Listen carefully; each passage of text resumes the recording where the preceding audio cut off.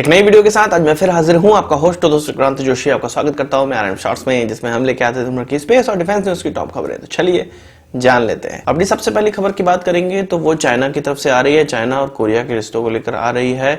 China आजकल कई एक्सरसाइजें perform कर रहा है, चाहे वो साउथ चाइना सी में हो, कोरियन पेनिसुला में हो या इंडियन ओशन रीजन में हो, और ऐसे हर देश को परेशान कर रहा है जो कि इन क्षेत्रों में आते हैं। इससे पहले हमने देखा था कि अभी वो ताइवान के एयर डिफेंस आइडेंटिफिकेशन जोन में घुस गया था, तो अब जाके वो कोरिया के एयर डिफेंस आइडेंटिफिकेशन जोन में घुस गया।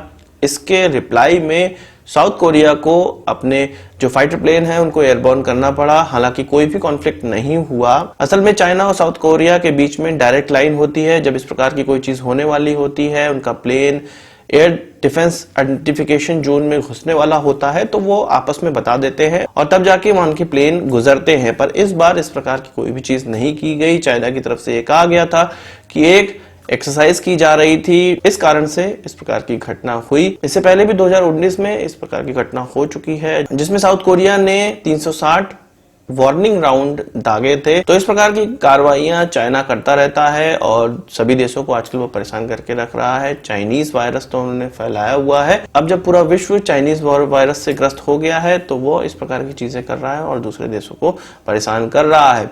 वहीं चाइनीज वायरस की बात की जाए तो पूरा विश्व इसको कोरोना वायरस की जगह चाइनीज वायरस कहने लगा है, वुहान वायरस कहने लगा है।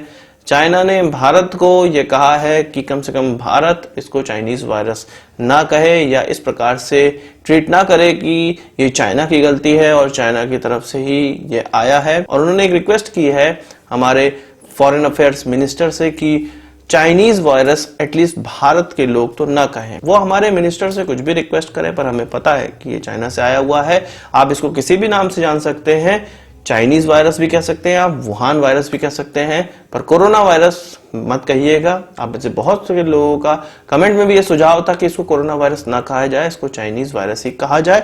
आपका सुझाव मैं मानता हूं और मेरी दिली इच्छा भी यह है कि इसको चाइनीज वायरस ही आज से हम कहेंगे और आप भी हर जगह चाइनीज वायरस ही लिखेंगे। बात करते हैं पाकिस्तान और चाइना के रिश्तों की। आपको पता है कि पाकिस्तान ने चाइना को 4 फ्रिगेट्स का कॉन्ट्रैक्ट दिया हुआ है, जो कि टाइप 054A क्लास के फ्रिगेट्स कहलाते हैं। चाइनीज नेवी में इसका इस्तेमाल किया जाता है। हालांकि चाइनीज नेवी में टाइप 054 का इस्तेमाल किया जाता है, 2007 से इस्तेमाल किया जा रहा है। पर पाकिस्तान ने चाइना को 40 प्रकार के फ्रिगेट का कॉन्ट्रैक्ट दिया हुआ था। एक फ्रिगेट ऑलरेडी बन रहा है, अब दूसरे फ्रिगेट का कील लेइंग सेरेमनी हुआ, चाइना में हुआ। पाकिस्तानी ऑफिशियल्स चाइना गए और चाइनीज ऑफिशियल्स भी वहां पर सम्मिलित हुए। तो इससे हमें यह पता चलता है कि पाकिस्तान को हथियार खरीदने के लिए पैसे उनके पास आ जाते हैं, वो कहीं ना कहीं से पैसों के जुगाड़ कर लेते हैं।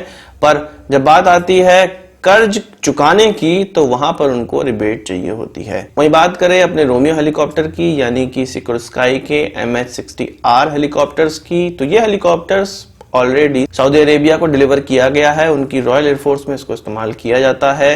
तो अब एक स्पेसिफिकेशन निकल कर आया है एक वेबसाइट पे, जिसमें यह कहा गया है कि जो स्पेसिफिकेशन हेलीकॉप्टर की सऊदी अरेबिया को दी गई है, 10 की संख्या में उन्होंने खरीदा है, वही स्पेसिफिकेशन भारत भी आएंगे और भारत में कुछ भारत के हिसाब से भी मॉडिफिकेशन होगा, स्पेशल चीजें भारत को मिलेंगी।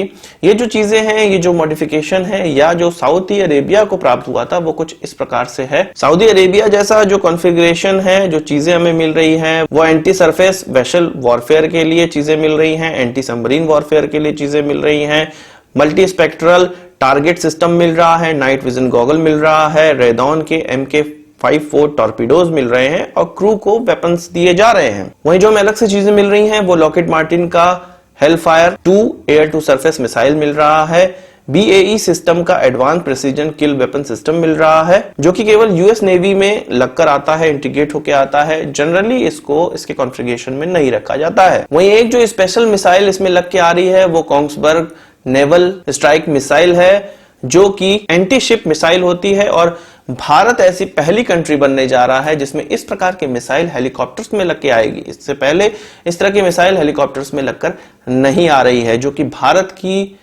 के इस हेलीकॉप्टर की कैपेबिलिटी बहुत ज्यादा बढ़ाने वाला है। वहीं बात करें अपने Astra beyond visual range air to air missile की, आपको पता है कि Su-30 MKI में इसको इस्तेमाल किया जाना स्टार्ट हो गया है। एक बल्क ऑर्डर इंडियन एयरफोर्स की तरफ से दिया जाने वाला है, कुछ 200 से ज्यादा मिसाइलों का।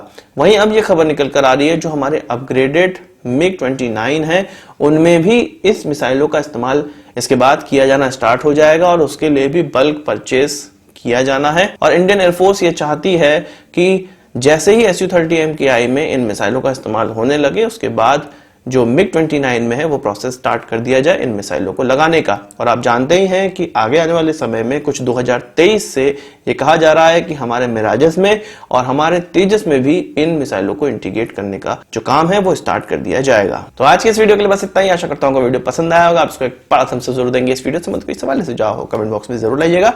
और यदि आपने हमारा चैनल को सब्सक्राइब नहीं किया उसे भी कर लीजिए क्योंकि हम इस प्रकार की वीडियो लाते रहते हैं। नमस्कार, थैंक यू, जय हिंद।